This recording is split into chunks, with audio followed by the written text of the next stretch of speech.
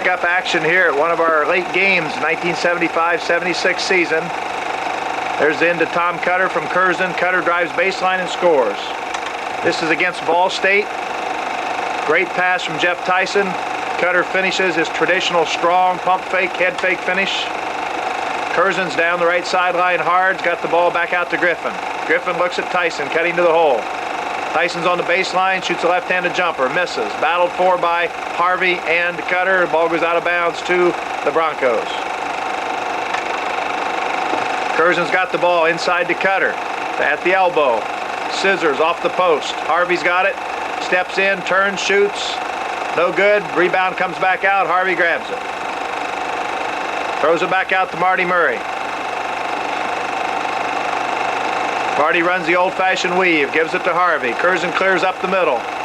Ball goes to Curzon. Postmen rotate into Carnegie. Makes a one-on-one move. Nothing there. Back out to Harvey. Harvey over to Curzon. Now we move to a new location, Miami University. This is Millett Hall. Darrell Hedrick, Miami's coach. Jerry Sears seated at the right there on the bench. Former outstanding Redskin. This game was played 2 nights after the Broncos lost to Notre Dame in overtime.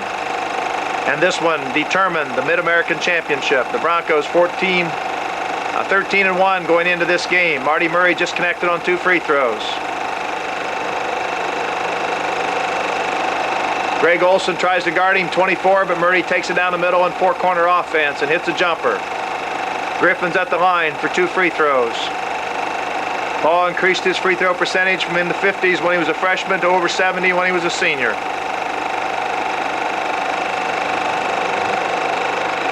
John Shoemaker is number 12 for Miami, one of their fine guards. Miami's pressing late in the game. Cutter goes to Griffin. The Broncos taking care of the ball. The ball goes back to Cutter. Griffin didn't see Curzon. Curzon does some nifty left-handed dribbling here to get away from traffic. Gives it to Murray. Murray splits the trap and shows some of his dribbling skills. Steps between. Harvey 15-footer. Griffin on the tip. The Broncos protect the lead, increase it with 1:54 to go to 69-54. Marty Murray again shows one of the reasons why he was one of the finest dribblers and ball handlers in the Mid-American Conference as he plays keep away.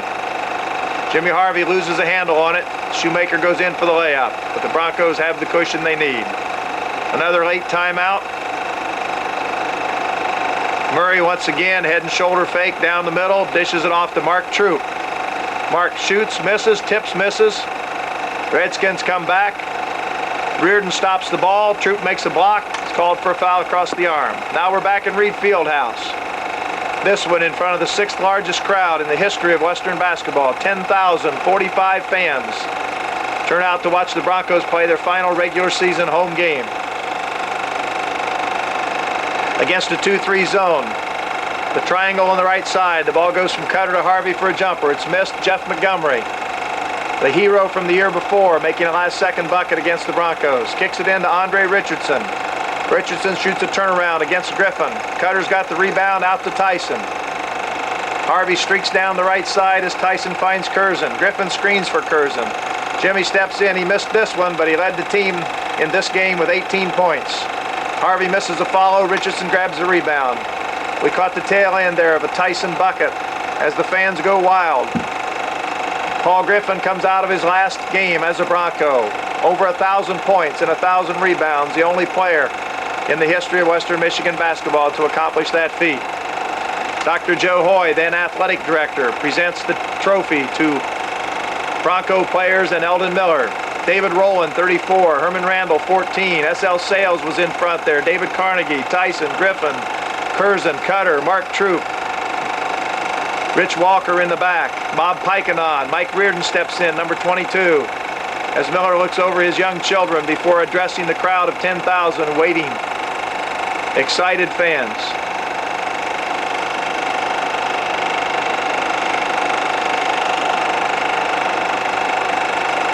Eldon gives a few humble thank yous for the great crowd that supported this team, now 15-1, 24-2.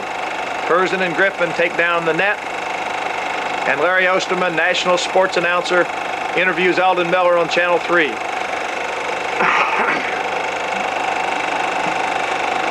The Broncos were to go on, play Virginia Tech in the next game in the NCAA tournament, defeat Virginia Tech in overtime, and head to Baton Rouge, Louisiana, where they were down in the final 16, and they lost to Marquette, number 2 ranked, 62-57, thus ending the greatest success story in Western basketball history.